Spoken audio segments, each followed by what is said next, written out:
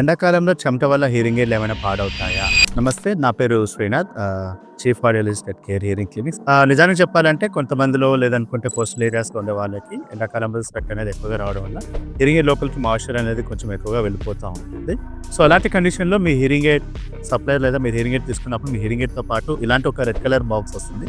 దీన్ని పర్టిక్యులర్‌గా మనం డ్రై జార్ అని అంటాం. అంటే దీని యొక్క దీని యొక్క పని వచ్చేసి మిషన్ లోపల ఉన్నటువంటి తేమ, చెమట అలాంటిది ఏదైనా ఉంటే ఇది లాగడం దీని పని. సో, మీరు హియరింగ్ ఎయిడ్ వాడని పక్షాన రాత్రిపూట పడుకునేటప్పుడు ఏం చేయాల్సి ఉంటుందంటే, ఈ డ్రై కిట్ లోపల మీకు ఇలాంటి సిలికాన్ బాల్స్ ఉంటాయి.